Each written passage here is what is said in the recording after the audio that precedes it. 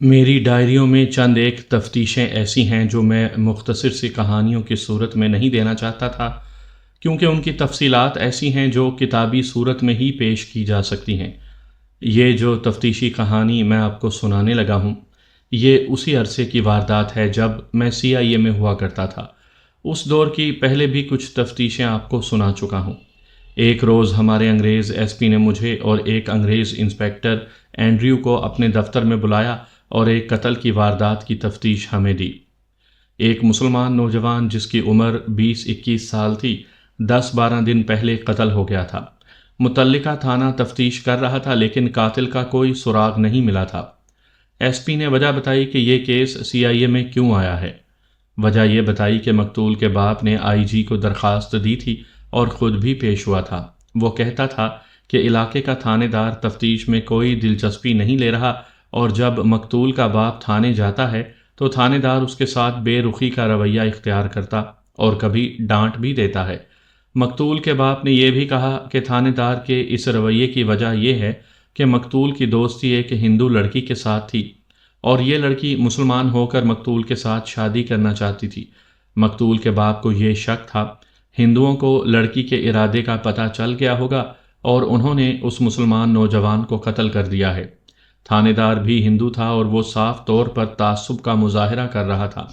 وہ چاہتا ہی نہیں تھا کہ قاتل پکڑا جائے، کیونکہ قاتل ہندو ہی ہو سکتا تھا، اور تھانے دار ہندوؤں کی وجہ سے قاتل پر پردہ ڈالے رکھنے کی کوشش میں تھا۔ IG انگریز تھا۔ انگریزوں کے وقتوں کے جو لوگ ابھی زندہ ہیں ان سے پوچھیں۔ عدل اور انصاف کے معاملے میں انگریز بڑا ہی سخت رویہ رکھتا تھا۔ قانون کے آگے کوئی چھوٹا اور کوئی بڑا نہیں تھا، نہ کوئی حاکم نہ کوئی محکوم، قانون سب کے لیے برابر تھا۔ ہمارے آج کے سیاسی حکمرانوں کی طرح نہیں، جو تقریریں ہی کرتے رہتے ہیں کہ عام آدمی کو انصاف اس کے دروازے پر ملے گا، مگر قانون کا کوئی احترام نہیں، نہ انصاف کہیں نظر آتا ہے۔ جس کے پاس دولت ہے قانون بھی اس کا اور انصاف بھی اسی کے لیے ہے۔ مقتول کے باپ کی درخواست پر IG نے فوری طور پر حکم جاری کر دیا۔ اس نے علاقہ تھانے دار کی کھچائی کرنے کے بجائے کیس کی تفتیش CIA کے حوالے کر دی۔ اس نے کہا کہ لڑکی ہندو ہے اور وہ مسلمان ہونا چاہتی تھی اور لڑکا مسلمان ہے، اس لیے یہ تفتیش دیانتداری سے اور احتیاط سے کی جائے اور یہ پیش نظر رکھا جائے کہ یہ واردات ہندو مسلم فساد کا باعث بن سکتی ہے۔ دیکھو ملک، SP نے مجھے کہا، میں انسپیکٹر اینڈریو کے ساتھ تمہیں اس لیے لگا رہا ہوں کہ اس تفتیش میں تم ہی کچھ کر سکو گے، لیکن یہ تفتیش اس طرح کرنا کہ یہ بھول جانا کہ تم مسلمان ہو۔ اس وقت قانون کو اپنا مذہب سمجھنا، میں اینڈریو کے ساتھ کسی ہندو انسپیکٹر کو یہ کیس دے سکتا تھا، لیکن ہندو مسلمانوں کے معاملے میں زیادہ متعصب ہوتے ہیں۔ میں تمہیں ذاتی طور پر جانتا ہوں، تم کشادہ ظرف مسلمان ہو۔ یہ انگریز SP مجھے پھونک نہیں دے رہا تھا، انگریز صاف گو ہوا کرتے تھے۔ مجھ میں اگر کوئی خامی یا کمزوری ہوتی تو وہ یوں کہتا کہ تم میں یہ خامی ہے اور اس کا دھیان رکھنا۔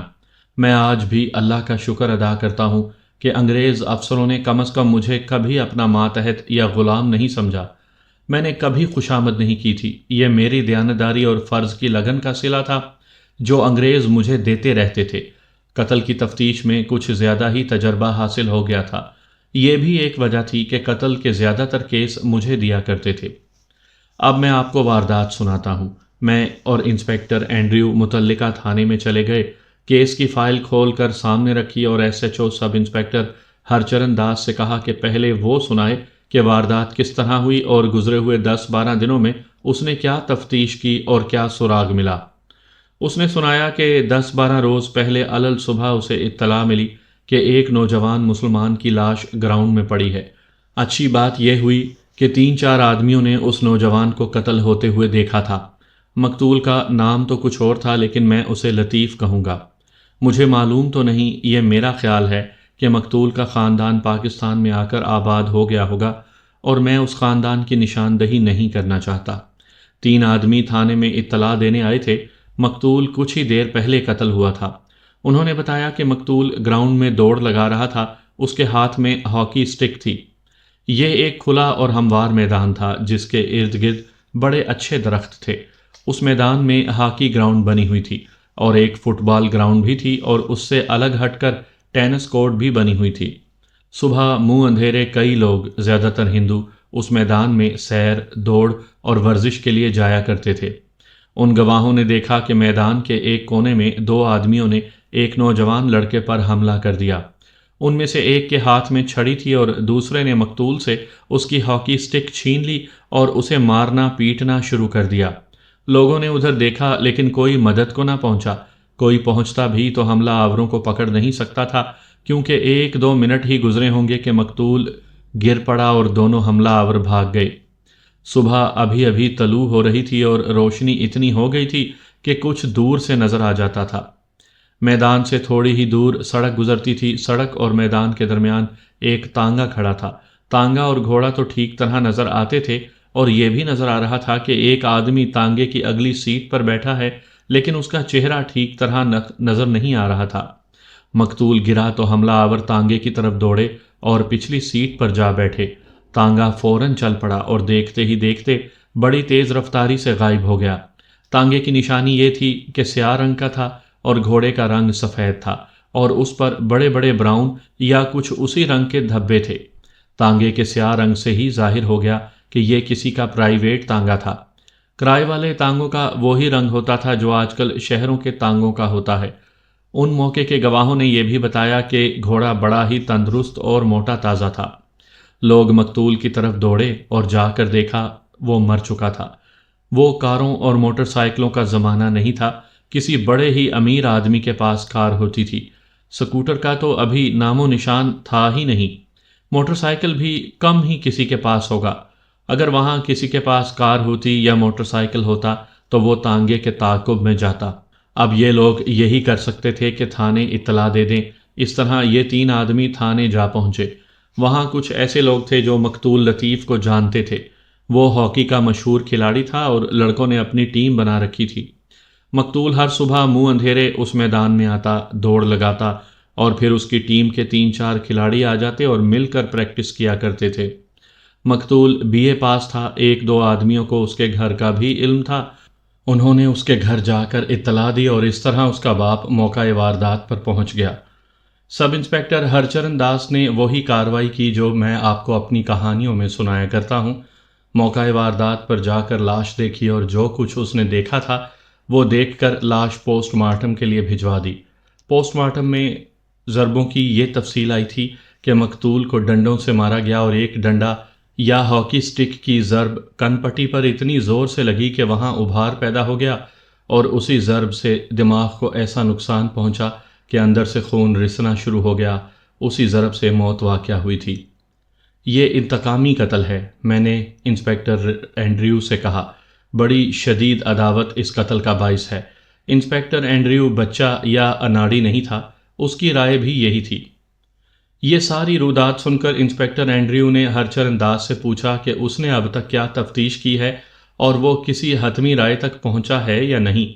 हरचरण दास ने उसे बताया कि मकतूल लड़का झगड़ालू तबीयत का शख्स था और ज़रा ज़रा सी बात पर लड़ाई मोल ले लेता था। ज़ाहिरी तौर पर उसकी किसी के साथ दुश्मनी नहीं थी, लेकिन ऐसे इशारे मिलते हैं जिनसे पता चलता है कि मकतूल राह जाती लड़कियों के साथ छेड़छाड़ और बदतमीज़ी किया करता था। किसी गैरतमंद ने उसे इसी वजह से मार दिया होगा या मरवा दिया होगा। मैंने सब इंस्पेक्टर हरचरण दास की ये बातें तफसील से नहीं सुनाई, सिर्फ ये मुख्तसर सी बात बतौर नमूना सुनाई है। वो जूं जूं बोलता जा रहा था, मैं महसूस कर रहा था कि वो ये साबित करना चाहता है कि मकतूल अपनी किसी गलती या ज़्यादती की वजह से कत्ल हुआ है और वो बद इखलाक आदमी था। हरचरण को मालूम नहीं था कि हमें अपना ही एसपी बता चुका है कि एक हिंदू लड़की के साथ मकतूल की दोस्ती थी। एक बात बताओ हरचरण, मैंने कहा, सुना है इस वारदात में किसी लड़की का भी जिक्र आता है। ये कोई हिंदू लड़की है, इसका क्या चक्कर है? मैंने साफ तौर पर देखा कि हरचरण ज़रा चौंका और कुछ घबराया और फिर उसने अपने आप को संभाल लिया। हाँ मलिक साहब, उसने जवाब दिया, मैंने भी सुना था, लेकिन ये कोई ख़ास बात नहीं थी। मकतूल ने एक हिंदू लड़की के साथ दोस्ती करने की कोशिश की थी, लेकिन लड़की उसके हाथ ना आई और ये बात उसी पर ख़त्म हो गई। मैंने इस सिलसिले में 2-3 और सवालात किए और इंस्पेक्टर एंड्रयू ने भी कुछ पूछा। हरचरण दास ने कोई तसल्ली बख्श जवाब न दिया, सीधे तरीके से झूठ भी ना बोल सका। میں نے اور اینڈریو نے ایک دوسرے کی طرف دیکھا اور میں اٹھ کھڑا ہوا۔ اینڈریو میرا یہ رد عمل سمجھ گیا تھا۔ میں نے فائل اٹھائی اور ہم دونوں تھانے سے نکل آئے۔ یہ شخص صاف جھوٹ بول رہا تھا۔ اس کی کوشش یہ تھی کہ اس ہندو لڑکی کا تفتیش میں ذکر یا اشارہ نہ آئے۔ انسپکٹر اینڈریو نے مجھ سے پوچھا کہ میں نے کیا نوٹ کیا ہے۔ میں نے اسے بتایا یہ بات اینڈریو نے بھی نوٹ کی تھی۔ ہمیں ہر چرن داس کی رہنمائی اور اس کے تعاون کی ضرورت ہی نہیں تھی۔ ہمیں اپنے کرائمز ہیڈ کوارٹر میں بیٹھ کر اپنے طور پر تفتیش کرنی تھی۔ شاید بعض سامعین یہ نہ سمجھ سکے ہوں کہ ہم نے سب انسپکٹر ہر چرن داس پر کیا شک کیا تھا اور کیوں کیا تھا کہ وہ جھوٹ بول رہا ہے، اور وہ اگر جھوٹ ہی بول رہا تھا تو کیوں بول رہا تھا۔ میں اس کا پس منظر بیان کر لوں تو پھر کہانی آگے سناؤں گا۔ یہ تو آپ سب جانتے ہیں کہ ہندو مسلمانوں کا جانی دشمن ہے اور وہ اسلام کے وجود کو برداشت ہی نہیں کر سکتا۔ ہندوؤں کے دلوں میں مسلمانوں کی جو نفرت اور حقارت پائی جاتی ہے اس کا صحیح اندازہ وہی لوگ کر سکتے ہیں جنہوں نے ہندوؤں کے ساتھ زندگی گزاری ہے۔ ایسا ساری دنیا میں ہوتا ہے کہ کسی عورت کو کسی غیر مذہب کا کوئی آدمی اچھا لگتا ہے یا کسی مرد کو کسی غیر مذہب کی عورت سے محبت ہو جاتی ہے تو دونوں میں سے ایک اپنا مذہب تبدیل کر لیتا ہے اور ان کی شادی ہو جاتی ہے۔ پاکستان میں بھی ایسی مثالیں موجود ہیں، لیکن ہندوؤں کے ہاں کوئی اور ہی رواج تھا۔ کوئی ہندو آدمی کسی مسلمان عورت کو اپنے مذہب میں لا کر شادی کرے تو ہندو اسے بہت اچھا سمجھتے ہیں، لیکن کوئی ہندو عورت اسلام قبول کر کے کسی مسلمان کے ساتھ شادی کرے تو ہندو اس مسلمان کے خلاف طوفان کھڑا کر دیتے ہیں۔ انگریزوں کے وقتوں میں اسی بات پر ہندو مسلم فساد بھی ہوئے ہیں، جن میں کئی مسلمان مارے بھی گئے اور زخمی بھی ہوئے۔ پھر جب 14 اگست 1947 کے روز ہندوستان تقسیم ہو کر آزاد ہو گیا تو ہندوؤں نے اس سلسلے میں اپنی پالیسی اور زیادہ سخت کر دی۔ اب تو ہندو کا اپنا راج تھا، ایسا کوئی قانون تو نہیں تھا، لیکن ہندوؤں کے مذہبی اور سیاسی لیڈروں نے ایسی فضا پیدا کر دی کہ کوئی مسلمان کسی ہندو لڑکی کے ساتھ دوستی پیدا کر لیتا ہے تو یہ ایک جرم سمجھا جاتا ہے جس کی سزا موت ہے۔ وہ مسلمان پر اسرار طریقے سے قتل ہو جاتا ہے یا کسی نہ کسی بہانے ہندو اس کے محلے یا آبادی پر حلہ بول دیتے ہیں اور متعدد مسلمانوں کو مار ڈالتے ہیں۔ مہاتما گاندھی کو ہندو امن اور بنی نوع انسان کی محبت کا اوتار کہتے ہیں۔ مہاتما گاندھی اٹھتے بیٹھتے ہندو مسلم بھائی بھائی کی رٹ لگائے رکھتا تھا، لیکن وہ یہ برداشت نہیں کرتا تھا کہ کوئی ہندو لڑکی کسی مسلمان کے ساتھ شادی کرے۔ آگے چل کر ہندوؤں نے، بلکہ ہندوؤں کے برسر اقتدار لیڈروں نے یہ طریقہ اختیار کیا کہ اچھے اچھے معزز اور خوشحال مسلمان گھرانوں کی لڑکیوں کو کالجوں میں وظیفے دینے شروع کر دیے اور سرکاری دفتروں میں مسلمان لڑکیوں کو بڑی اچھی ملازمتیں دی جانے لگی۔ یہ سلسلہ اب بھی جاری ہے۔ ہندو سرکاری طور پر ان مسلمان لڑکیوں کو بے دریغ مراعات دیتے ہیں اور ان کے والدین پر بھی نوازشات کرتے ہیں، اور پھر ان لڑکیوں کو ہندو لڑکوں کے ساتھ بیاہ دیتے ہیں۔ ایسے مسلمان والدین ہندوؤں کے احسانات کے نیچے اس قدر دبے ہوتے ہیں کہ وہ اعتراض نہیں کرتے اور اپنی بیٹی ہندوؤں کے حوالے کر دیتے ہیں۔ ظاہر ہے کہ وہ لڑکی ہندو ہو جاتی ہے۔ پہلے پہل تو یوں ہوتا رہا ہے کہ کسی علاقے میں ہندوؤں نے مسلمانوں کو کئی طریقوں سے اس قدر دہشت زدہ کیا کہ ان کی ایک دو بیٹیاں اڑا لیں، باقاعدہ حملہ کر کے 2-3 لڑکیاں اغوا کر لیں اور جبراً انہیں ہندو بنا کر ہندوؤں کے ساتھ بیاہ دیا۔ لیکن بھارتی حکومت نے بہتر طریقہ یہ سوچا جو میں نے اوپر بیان کیا ہے، یعنی مسلمانوں کو نوازشات اور مراعات کی زنجیروں میں جکڑ لیا جائے اور ان کی بیٹیاں ہتھیا لی جائیں۔ میں نے سنا ہے کہ ہندوؤں کا یہ طریقہ کار پوری طرح کامیاب ہو رہا ہے، لیکن کوئی ہندو لڑکی اپنا مذہب چھوڑ کر کسی مسلمان کے ساتھ شادی کرے تو میں بتا چکا ہوں کہ اس مسلمان کو کس انجام تک پہنچایا جاتا ہے۔ ڈاکٹر سیف الدین کچلو بھارت کے بڑے ہی مشہور قانون دان اور سیاست دان تھے۔ کئی سال گزرے، انہوں نے وہاں ایک کتاب انگریزی میں لکھی تھی جس کا موضوع یہی تھا کہ بھارت میں مسلمانوں کے متعلق ہندوؤں کا کیا رویہ۔ انہوں نے اعداد و شمار اور کچھ زندہ مثالیں پیش کر کے اپنا نقطۂ نظر واضح کیا تھا۔ اس کتاب کا ایک باب مسلمان لڑکوں اور ہندو لڑکیوں کی آپس میں شادی کے متعلق تھا۔ میں ضرورت محسوس کرتا ہوں کہ یہ پورا باب ترجمہ کر کے پیش کروں، لیکن میں اصل کہانی سے ہٹ جاؤں گا۔ انہوں نے لکھا ہے کہ کسی ہندو لڑکی نے کسی مسلمان شخص کے ساتھ شادی کر لی تو یہ معاملہ ہائی کورٹ بلکہ سپریم کورٹ تک پہنچایا گیا، اور یہ دیکھا گیا کہ ہائی کورٹ اور سپریم کورٹ کے ہندو جج بھی اس معاملے میں مسلمانوں کے خلاف ہندوانہ تعصب کا مظاہرہ کرتے اور مسلمانوں کے خلاف فیصلے دیتے ہیں۔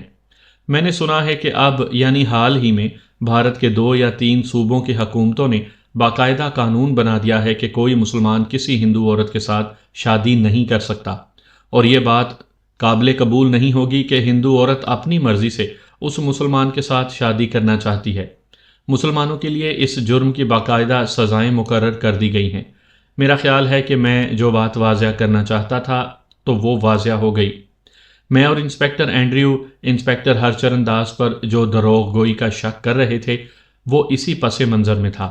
وہ اس قتل کی واردات میں ہندو لڑکی پر پردہ ڈال رہا تھا اور مقتول کو بہت برا اور بد اخلاق ثابت کر رہا تھا۔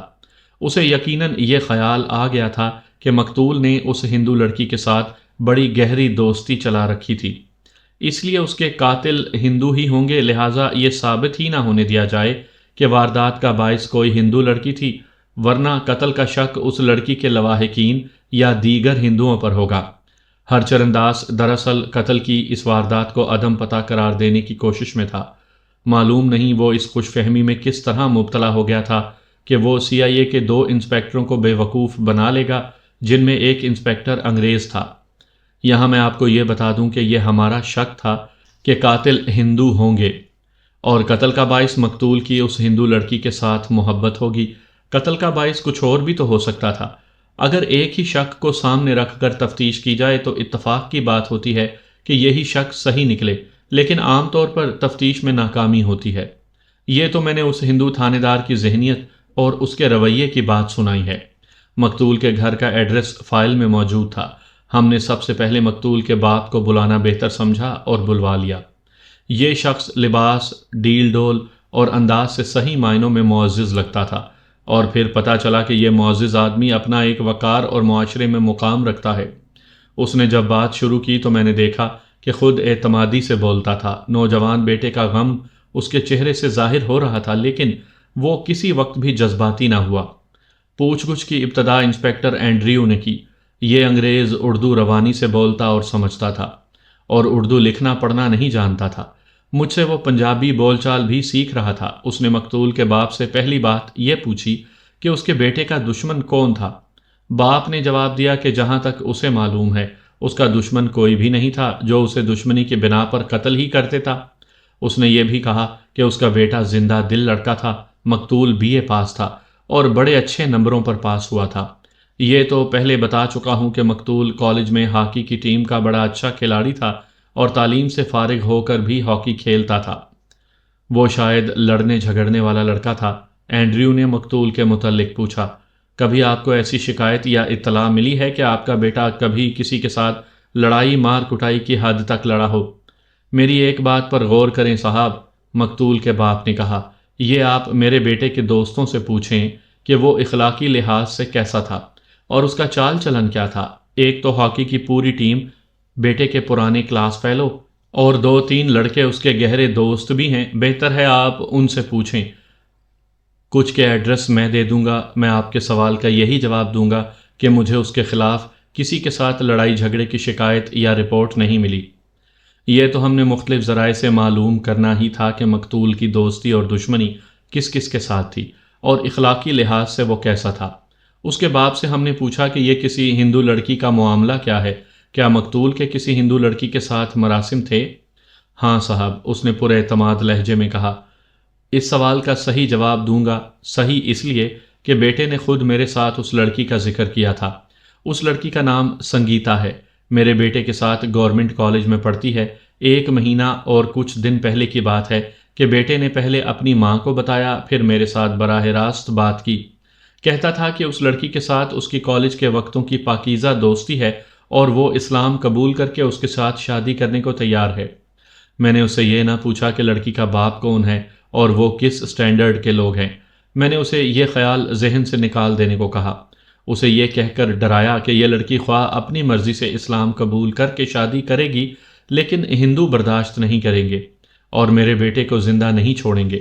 پہلی بات تو یہ دیکھیں کہ میرا بیٹا اتنا برخوردار تھا کہ اس نے میری اجازت ضروری سمجھی۔ میں نے اسے بڑی ہی اچھی طرح سمجھایا اور نتائج سے خبردار کیا۔ اس نے ضد نہیں کی اور کوئی بات نہ کی، لیکن میں نے یہ ضرور محسوس کیا کہ بیٹے کو مایوسی ہوئی ہے اور اسے شاید میری وارننگ اچھی نہیں لگی۔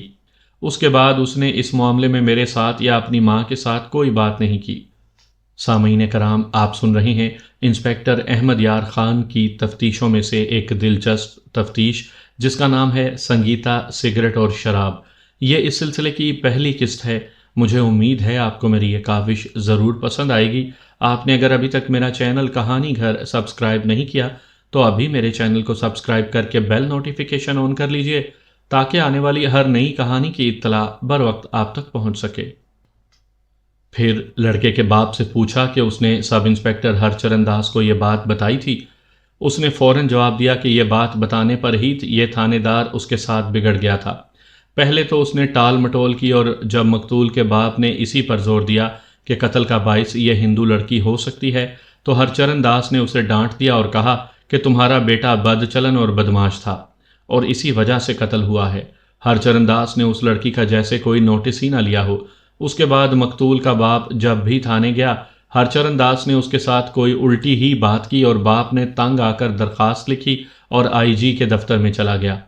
اس انگریز آئی جی نے اسے فوراً بلا لیا، درخواست پڑھی اور بڑی شفقت سے اس ہندو لڑکی کے متعلق پوچھا۔ باپ نے ہرچرن داس کے رویے کی شکایت کی۔ آئی جی نے ذرا دیر نہ لگائی اور کیس سی آئی اے کے سپرد کر دیا۔ ایک اور بات بتانا ضروری سمجھتا ہوں، یہ واردات اس وقت کی ہے جب جنگ عظیم کو ختم ہوئے ابھی 5-6 مہینے ہی ہوئے تھے۔ اس جنگ نے لوگوں میں ہر طرح کی بیداری پیدا کر دی تھی، جس میں سیاسی بیداری خاص طور پر شامل تھی۔ ہندوؤں نے جنگ کے دوران کاروبار، تجارت اور ٹھیکوں سے بے پناہ دولت کمائی تھی۔ اس کے ساتھ ہندو اور مسلمان لیڈر انگریزوں سے آزادی حاصل کرنے کے لیے اپنے اپنے محاذ پر سرگرم ہو گئے تھے۔ مسلمانوں کے لیڈروں کے سامنے تو ایک واضح لایا عمل تھا جو انہوں نے قرارداد پاکستان 23 مارچ سن 1940 کے مطابق طے کر لیا تھا۔ اس کے مطابق پاکستان کا نعرہ بڑی تیزی سے اٹھنے لگا تھا۔ ہندو اور دیگر غیر مسلم لیڈر پہلے تو پاکستان کا مذاق اڑاتے رہے، لیکن جوں جوں یہ نعرہ اور مطالبہ پھیلتا گیا اور اس نے پورے ملک کو لپیٹ میں لے لیا تو ہندوؤں کے کان کھڑے ہوئے۔ میں نے ہندوؤں کی ایسی آوازیں اپنے کانوں سے سنی تھیں کہ پہلی بات تو یہ ہے کہ انگریز اتنے بے وقوف نہیں کہ ملک کو تقسیم کر دیں گے، اور اگر انہوں نے تقسیم کر ہی دیا اور پاکستان بن گیا تو وہ یعنی ہندو ملک کے تمام مسلمانوں کو مار مار کر یہاں سے بھگا دیں گے اور کہیں گے کہ جاؤ اپنے ملک میں جا کر رہو۔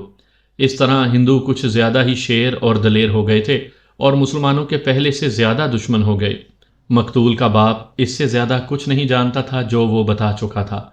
ہمیں اس لڑکی سنگیتا کے متعلق بہت کچھ معلوم کرنا تھا۔ مقتول کے باپ نے مقتول کے 2 دوستوں کے نام بتائے، جن میں سے ایک کے گھر کا ایڈریس وہ جانتا تھا۔ باپ نے بتایا کہ اس کے بیٹے کے یہ دونوں دوست اس کے گھر آتے رہتے تھے اور ان کی دوستی بہت ہی گہری تھی۔ ہم نے مقتول کے باپ کو فارغ کر دیا اور جس لڑکے کا اس نے ایڈریس اور نام دیا تھا، ایک ہیڈ کانسٹیبل کو بھیج کر اس کو منگوا لیا۔ یہ نوجوان لڑکا مقتول کا ہم عمر تھا۔ وہ آیا تو میں نے اس سے اس کے دوسرے دوست کا ایڈریس پوچھا جو اس نے لکھوا دیا۔ میں نے اسے یہ کہا کہ میں اسے جیپ پر بھیجتا ہوں اور وہ اس دوست کو بھی ساتھ لے آئے۔ یہ دیکھ کر کہ یہ لڑکا کچھ ذرا ڈرا ڈرا سا لگتا ہے، اسے چند منٹ اپنے پاس بٹھایا اور آہستہ سے اسے بتایا کہ میں مسلمان ہوں اور مجھ سے اور اس انگریز انسپکٹر سے بالکل نہ ڈرے، ہم مقتول اور اس ہندو لڑکی کے متعلق کچھ معلوم کرنا چاہتے ہیں۔ اس طرح اس لڑکے کا حوصلہ مضبوط کر کے ہیڈ کانسٹیبل کو بلا کر کہا کہ وہ جیپ لے اور اس لڑکے کو ساتھ لے جائے اور اس کے دوست کو لے آئے۔ کوئی 1 گھنٹے کے بعد وہ لڑکا بھی آ گیا۔ یہ بھی ان کا ہم عمر ہی لگتا تھا۔ انسپکٹر اینڈریو سے بات کر کے ان دونوں کو اکٹھا ہی بٹھا لیا۔ انہیں کہا کہ وہ جو کچھ بھی بتائیں گے وہ کسی کو پتہ نہیں چلے گا کہ انہوں نے یہ راز کھولا ہے۔ میں نے ایک بار پھر انہیں کہا کہ میں مسلمان ہوں اور مجھے اپنا بڑا بھائی سمجھیں۔ میں نے یہ بھی کہا کہ وہ دونوں الگ الگ میرے پاس بیٹھنا چاہیں تو میں یہ بھی کر سکتا ہوں۔ دونوں نے یک زبان کہا کہ ان کی دوستی اتنی گہری ہے کہ ایک دوسرے سے کوئی بات چھپا کر نہیں رکھتے اور اکٹھے ہی بیٹھ کر ہر سوال کا جواب دیں گے۔ میں نے ان سے سب سے پہلے یہ پوچھا کہ مقتول طبیعت، مزاج اور غصے کے لحاظ سے کیسا تھا اور کیا وہ لڑائی جھگڑے مول لینے کا عادی تھا؟ دونوں نے بڑے ٹھوس لہجے میں جواب دیا کہ مقتول کا مزاج ہر وقت شگفتہ رہتا تھا اور غصہ تو اسے کبھی آیا ہی نہیں تھا۔ انہوں نے یہ بھی بتایا کہ جہاں تک ان کی یاد پیچھے جاتی ہے انہیں کوئی ایسا موقع یاد نہیں آتا کہ مقتول نے کسی کے ساتھ زبانی کلامی یا دست و گریبان ہو کر لڑائی جھگڑا کیا ہو۔ وہ کہتے تھے کہ کوئی اس کے ساتھ لڑنا جھگڑنا چاہتا تو وہ بڑے اچھے انداز سے صلح سمجھوتا کر لیا کرتا تھا۔ ان سے ہم نے خاص باتیں پوچھیں جو تمام کی تمام یہاں بتانا ضروری نہیں۔ ہمارے لیے سب سے اہم بات اس لڑکی کی تھی۔ ان دونوں سے کہا کہ وہ لڑکی کے متعلق جو کچھ بھی جانتے ہوں ہمیں بتائیں۔ دونوں نے جو کچھ سنایا وہ مختصراً یوں تھا کہ مقتول اور سنگیتا کی دوستی کالج سے شروع ہوئی تھی جب دونوں 4th ایئر میں تھے۔ یہ دوستی اس طرح شروع ہوئی تھی کہ 2 مسلمان لڑکے اس لڑکی کے پیچھے پڑ گئے تھے اور اس کے ساتھ چھیڑ چھاڑ کیا کرتے تھے۔ اس وقت تک مقتول کی اس لڑکی کی طرف ذرا سی بھی توجہ نہیں تھی۔ یہ دونوں لڑکے کچھ اوچھے سے تھے اور ان کی چھیڑ چھاڑ بھی بڑی گھٹیا اور اوچھی ہوتی تھی۔ ایک روز ان میں سے ایک لڑکے نے اس لڑکی کے ساتھ کوئی زیادہ ہی بیہودہ مذاق کر دیا۔ یہ پہلا موقع تھا کہ لڑکی کو غصہ آ گیا اور اس نے لڑکے کو برا بھلا کہنا شروع کر دیا۔ لڑکے نے پہلے سے زیادہ بیہودگی کی باتیں اور حرکتیں کی۔ مقتول کہیں قریب ہی تھا، اسے یہ حرکت ایسی بری لگی کہ اس نے اس لڑکے کو منع کیا، لیکن لڑکا بڑکیں مارنے لگا۔ مقتول ایک تو کھلاڑی تھا اور ورزش بھی باقاعدہ کیا کرتا تھا، اس لیے اس کے جسم میں طاقت تھی اور جسم بڑا گٹھا ہوا تھا۔ اس نے اس بیہودہ لڑکے کو اپنے ہاتھ سے گھونسا مارا اور جب وہ لڑکا جوابی حملہ کرنے آیا تو مقتول نے اسے اوپر اٹھا کر زمین پر پھینکا اور پاؤں اس کی گردن پر رکھ دیا۔ باقی لڑکے تماشا دیکھنے لگے، وہ سب اس لڑکے کے خلاف تھے۔ مقتول کے دوستوں نے کہا کہ مقتول لڑنے جھگڑنے والا لڑکا تھا ہی نہیں، لیکن اس کا یہ مطلب ہرگز نہیں تھا کہ وہ بزدل تھا اور کہیں جائز لڑائی سے بھی گھبراتا تھا۔ وہ تو بڑے مضبوط دل گردے والا نوجوان تھا۔ اس نے اس ایک لڑکے کی پٹائی کر دی تو اس کا دوسرا ساتھی اس سے ڈر گیا اور اس روز کے بعد انہوں نے اس لڑکی کی طرف دیکھنا بھی چھوڑ دیا۔ لڑکی مقتول کا شکریہ ادا کرنا چاہتی تھی، لیکن مقتول نے اس کی طرف توجہ ہی نہ دی، جیسے اس واقعے کے ساتھ اس لڑکی کا کوئی تعلق ہی نہ ہو۔ اگلے روز لڑکی کالج بند ہونے کے وقت مقتول کے راستے میں آ گئی اور بولی کہ وہ اس کا شکریہ ادا کرنا چاہتی ہے۔ مقتول نے بڑی سنجیدگی سے اسے کہا کہ اس میں شکریہ ادا کرنے والی کوئی بات نہیں، یہ اس کی اپنی فطرت ہے کہ نہ خود کسی کے ساتھ چھیڑ چھاڑ کرتا ہے، نہ کسی کو ایسا کرتے دیکھ کر برداشت کرتا ہے۔ مقتول کا یہی کردار تھا جس سے لڑکی اتنی متاثر ہوئی کہ مقتول کے قریب ہونے لگی اور آخر ان کی دوستی ہو گئی۔ دوستی بھی ایسی ہوئی کہ نوبت شادی کے وعدوں تک بلکہ شادی کے فیصلے تک جا پہنچی۔ لڑکی کہتی تھی کہ اسے مسلمان اچھے لگتے ہیں۔ اس نے فیصلہ کر لیا کہ مسلمان ہو جائے گی اور گھر سے بھاگ کر مقتول کے ساتھ شادی کر لے گی اور پھر مقتول اسے جہاں بھی رکھے گا وہ ہنسی خوشی رہے گی۔ مقتول کے دوستوں نے بتایا کہ لڑکی نے گھر سے بھاگنے کا ارادہ کر لیا تھا، لیکن یہ ارادہ اس لیے ملتوی ہوا کہ پہلے دونوں BA کر لیں۔ دونوں نے BA کر لیا اور اب لڑکی نے گھر سے بھاگنا تھا اور مقتول کے ساتھ کہیں اور چلے جانا تھا، لیکن کوئی ایسی جگہ اور کوئی ایسا شہر ذہن میں نہیں آ رہا تھا جہاں جاتے ہی مقتول کو نوکری مل جاتی اور دونوں وہاں جا کر آباد ہو جاتے۔ مقتول اپنا گھر چھوڑنا نہیں چاہتا تھا، لیکن محبت دل میں ایسی گہری اتری تھی کہ وہ گھر چھوڑنے پر آمادہ ہو گیا۔ پھر بھی اس نے گھر والوں کی اجازت ضروری سمجھی۔ یہ مقتول کی شرافت تھی۔ میں پہلے بتا چکا ہوں کہ مقتول نے اپنے باپ سے اجازت طلب کی تھی اور باپ نے اسے نتائج سے ڈرایا تھا۔ باپ نے ہی نہیں، ان 2 دوستوں نے بھی مقتول کو اس محبت اور اپنے ارادے سے باز رکھنے کی بہت کوشش کر ڈالی تھی اور اسے اکثر خبردار کیا کرتے رہتے تھے کہ ہندوؤں کو پتہ چل گیا تو اس کا نتیجہ اچھا نہیں ہوگا، لیکن مقتول کو اس لڑکی نے بہت پابند اور مجبور کر دیا تھا۔ میں نے ان دوستوں سے پوچھا کہ مقتول اور اس لڑکی کی ملاقاتیں ہوتی رہتی ہوں گی اور یہ کہاں اور کس طریقے سے ملتے ملاتے تھے۔ انہوں نے بتایا کہ ملنے ملانے کے معاملے میں دونوں محتاط نہیں تھے۔ ان کی ملاقاتیں ہوتی رہتی تھی اور یہ لڑکی کی بے تابی کا یہ عالم تھا کہ مقتول کی ٹیم کا جہاں کہیں میچ ہوتا تھا وہ وہاں پہنچ جاتی تھی۔ یہاں تک کہ ایک روز شاہدرہ میں پولیس کی ٹیم کے ساتھ مقتول کی ٹیم کا میچ تھا اور لڑکی وہاں بھی پہنچ گئی تھی۔ ان میچوں میں تماشائی کوئی ہزاروں یا سینکڑوں کی تعداد میں نہیں ہوتے تھے، یہی کوئی چند ایک لوگ میچ دیکھنے رک جاتے تھے۔ اتنے تماشائیوں میں ایسی نوجوان گوری چٹی خوبصورت لڑکی سب کی توجہ کا مرکز بن جاتی تھی۔